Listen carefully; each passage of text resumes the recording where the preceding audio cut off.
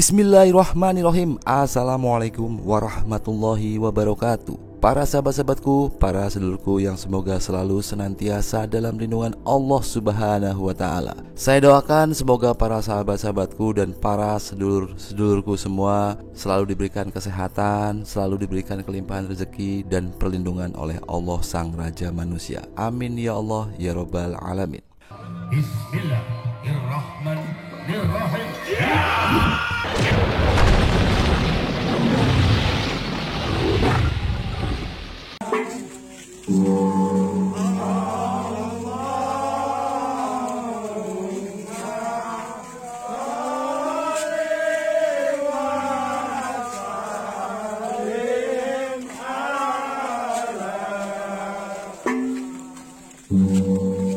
Para sahabat-sahabatku, pada kesempatan yang berbahagia ini saya akan mencoba membawakan sebuah kisah yang sangat menarik, yaitu kisah hikmah dan karomah dari waliullah. Ada seorang waliullah dan ulama terkemuka yang bernama Abdullah bin Suwab atau Abu Muslim Al-Kholani. Beliau adalah salah seorang tokoh tabi'in yang sangat alim dan terkenal akan sifatnya yang sangat zuhud serta doanya yang sangat mustajab dikabulkan oleh Allah Subhanahu wa Ta'ala. Beliau berasal dari daerah Yaman, telah memeluk agama Islam pada masa Nabi Allah Muhammad SAW. Kemudian beliau hijrah dari Yaman ke kota Madinah pada masa Islam dipimpin oleh Khalifah Abu Bakar As-Siddiq. Abu Muslim Al-Kholani adalah orang yang sangat sederhana dan taat beribadah. Beliau telah bernazar bahwa seluruh hidupnya akan digunakan untuk menjalankan perintah Allah dan juga menjauhi larangannya, serta mendakwahkan agamanya. Karena sikap kezuhudannya ini, maka banyak orang yang menganggapnya sebagai orang yang suci jiwanya, bersih hatinya, dan juga sangat mustajab doanya dikabulkan oleh Allah Sang Raja Manusia. Beliau hidup hingga masa pemerintahan Muawiyah. Kemudian beliau wafat dan dimakamkan di daerah Daraya, yaitu sebuah desa yang terletak tidak jauh dari daerah Damaskus. Berikut saya rangkum beberapa karomah dari Abdullah bin Suwab atau Abu Muslim Al-Kholani. Karomah yang pertama, tidak mempan dibakar api. Kisah karomah Abu Muslim Al-Kholani yang tidak mempan dibakar oleh api ini dijelaskan oleh Syekhul Islam, yaitu Ibnu Taimiyah dalam kitabnya, yaitu kitab Majmu' Fatawa dan juga kitab Al-Furqan Baina Aulia Ar-Rahman wa Aulia Usaiton.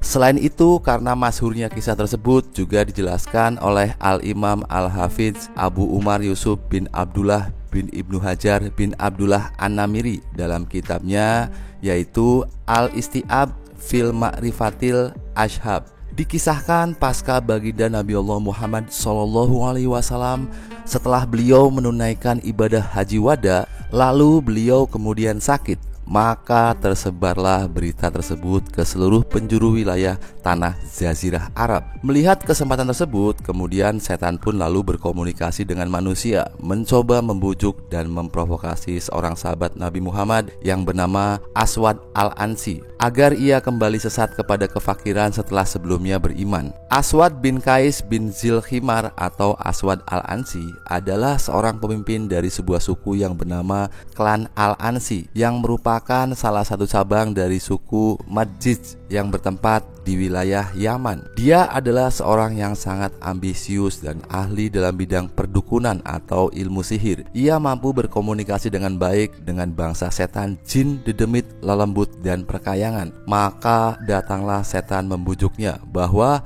Nabi Muhammad sedang sakit dan mungkin sebentar lagi akan wafat. Maka ini adalah sebuah kesempatan untukmu untuk menggantikannya menjadi seorang nabi yang akan memiliki banyak pengikut. Derajat seorang nabi itu lebih tinggi daripada derajat seorang raja sekalipun. Oleh karena itu, akhirnya Aswad Al-Ansi kemudian terbujuk rayu setan tersebut. Lalu ia mulai berdusta dan mengaku kepada kaumnya bahwa ia adalah nabi yang telah diutus oleh Allah Subhanahu wa Ta'ala. Selain ahli di bidang ilmu sihir, Aswad Al-Ansi juga memiliki tubuh yang sangat kuat. Otaknya sangat cerdas dan sangat fasih dalam setiap lisan dan ucapannya, sehingga ia dengan mudah bisa mempengaruhi dan mengambil simpati banyak orang untuk menjadi pengikutnya. Aswad Al-Ansi kemudian mulai berdakwah mencari pendukung ke berbagai penjuru dengan cara membujuk dan membagi-bagikan berbagai macam hadiah. Ketika ia muncul tampil di muka umum di kalangan masyarakat, Aswad Al-Ansi selalu mengenakan kerudung dan topeng yang berwarna hitam yang memiliki aura magic yang sangat luar biasa karena telah dibantu oleh para setan jin dedemit peliharaannya. Oleh karena itu, ia mendapat julukan Zulkhimar yang berarti orang yang berkerudung. Aswad Al-Ansi kemudian mulai mengarang kisah dan cerita bahwa malaikat telah diturunkan dari langit dan datang kepadanya untuk membawakan wahyu dan memberitahukan tentang hal-hal yang gaib kepadanya. Kemudian dengan keahlian sihir dan bantuan para setan jin dedemit perkayangan peliharaannya, maka Aswad Al-Ansi lalu menunjukkan hal-hal yang aneh dan ajaib. Lalu ia mengaku itu adalah mukjizat seorang nabi, walau sebenarnya keajaiban tersebut datangnya dari setan. Aswad Al-Ansi kemudian menunjukkan bukti kenabiannya dengan cara meramalkan adanya sumber mata air di padang tandus ketika golongannya sedang menempuh perjalanan di padang pasir dan hampir wafat karena kehausan. Maka dengan bantuan para setan peliharaannya, lalu Aswad Al-Ansi mampu menerawang sumber mata air di tengah padang pasir itu, yang tentu saja hal itu membuat takjub para kaumnya. Dan mereka semakin percaya bahwa Aswad Al-Ansi adalah seorang nabi. Maka dalam waktu yang singkat berita tersebut tersebar kemana-mana, sehingga nama Aswad Al-Ansi menjadi semakin besar, terkenal, dan kehebatannya kian tersohor di mana-mana yang membuat para pengikutnya semakin banyak. Kian hari para pengikutnya semakin banyak dan terus bertambah dan terus menyebar ke berbagai tempat yang lain sampai meliputi seluruh daerah Yaman seperti Hadramaut, Taif, Bahrain, serta Aden. Umat Islam yang lemah imannya berbondong-bondong menjadi pengikut Nabi palsu Aswad Al-Ansi ini. Namun mereka yang memiliki keimanan yang kuat tidak terpengaruh sedikit pun dengan bujuk rayu dan dakwah dari Aswad Al-Ansi ini. Mereka tetap memegang teguh agama Islam yang dibawa oleh baginda Nabi besar Muhammad SAW. Tentu saja hal ini membuat Aswad Al-Ansi kian semakin murka. Maka setelah merasa besar kekuatannya yang meliputi banyak negeri yang telah ia kuasai, kemudian Aswad Al-Ansi mulai memburu orang-orang yang tidak mau mengakui kenabiannya dan tidak mau menjadi pengikutnya, yaitu mereka para waliullah, orang soleh, dan orang-orang yang dikaruniai oleh Allah Subhanahu wa Ta'ala berupa ketaatan yang tulus dan ikhlas. Terhadap orang-orang golongan lurus tersebut, Aswad Al-Ansi kemudian berlaku durjana. Bahkan ia tidak segan-segan menghukum berat serta menyiksa mereka tanpa peri kemanusiaan. Di antara orang-orang yang menentang kenabian Aswad Al-Ansi tersebutlah seorang tokoh yang bernama Abdullah bin Suwab atau dikenal dengan julukan Abu Muslim Al-Khawlani. Aswad Al-Ansi kemudian dengan segera memerintahkan anak buahnya untuk membawa Abu Muslim Al-Khawlani ke hadapannya. Maka dengan segera anak buahnya kemudian menjalankan tugasnya dengan baik, lalu membawa Abu Muslim Al-Khawlani ke hadapan Aswad Al-Ansi. Aswad Al-Ansi kemudian bertanya, "Wahai Abu Muslim Al-Khawlani, apakah engkau bersaksi bahwa aku, Aswad Al-Ansi, adalah utusan Allah?" Abu Muslim Al-Khawlani lalu menjawab, "Tidak, saya tidak pernah mendengar hal itu." Aswad Al-Ansi kemudian bertanya lagi, "Wahai Abu Muslim Al-Khawlani, apakah engkau bersaksi bahwa Muhammad itu utusan Allah?" Tanpa sedikit pun rasa takut, Abu Muslim Al-Khawlani kemudian menjawab dengan lantang, "Ya, benar, aku bersaksi tidak ada Tuhan selain Allah dan Nabi Muhammad adalah utusan Allah." Aswad Al-Ansi kemudian bertanya berulang kali, namun berulang kali juga dijawab oleh Abu Muslim Al-Khawlani, "Ya, benar, aku bersaksi bahwa tidak ada Tuhan selain Allah dan Nabi Muhammad itu adalah utusan Allah."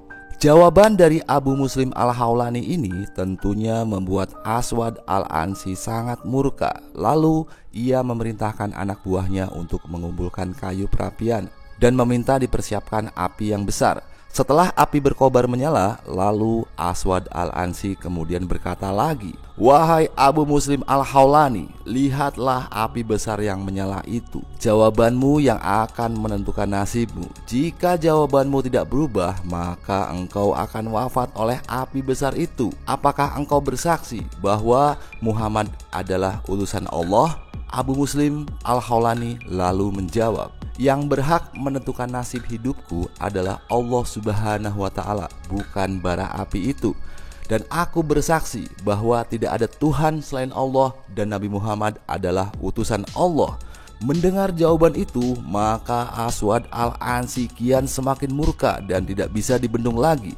Ia kemudian berkata, "Lemparkan dia ke dalam api yang menyala itu." Maka Abu Muslim Al-Khawlani kemudian dimasukkan ke dalam kobaran api yang menyala tersebut.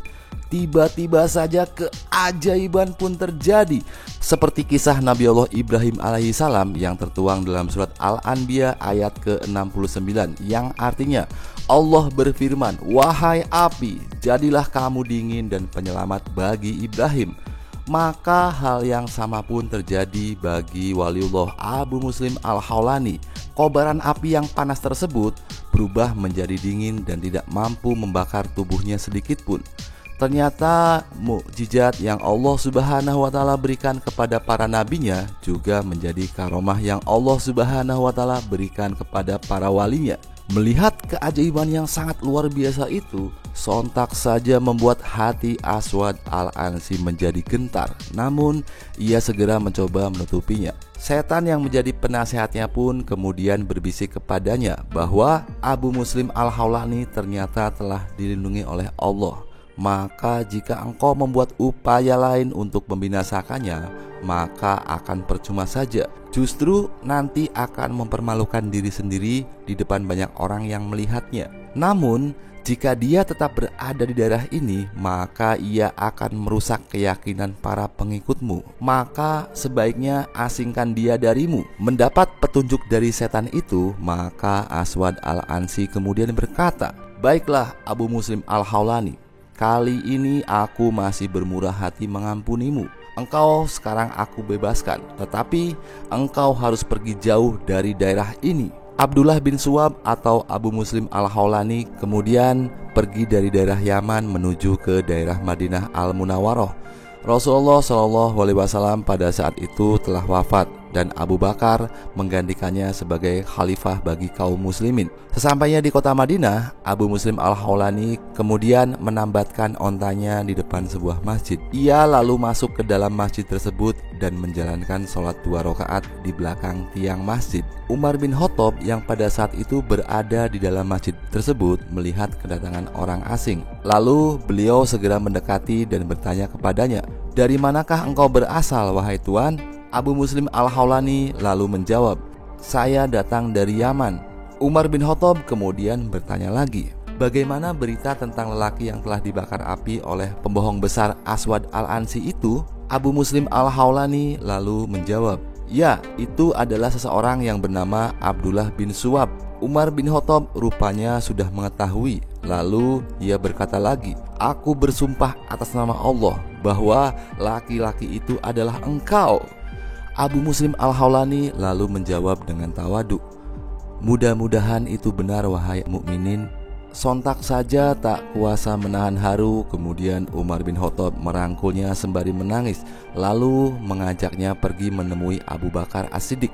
Abu Muslim Al-Khawlani duduk tertunduk di antara Umar bin Khattab dan Abu Bakar As-Siddiq. Lalu Abu Bakar kemudian berkata, "Alhamdulillahirabbil alamin, Tuhan belum membuat aku wafat, sehingga pada masa Nabi Muhammad SAW ini bisa diperlihatkan kepadaku bahwa ada seseorang yang telah diperlakukan seperti yang pernah diperlakukan kepada Nabi Allah Ibrahim alaihissalam." Para sahabat-sahabatku semua sekalian, dari kisah tersebut memberikan pelajaran yang sangat berarti bagi kita, bahwa nasib hidup kita mutlak ditentukan oleh Allah Subhanahu wa Ta'ala. Jika Allah Subhanahu wa Ta'ala berkehendak melindungi hambanya, maka tidak ada satu kekuatan pun di muka bumi ini yang bisa mencelakakannya.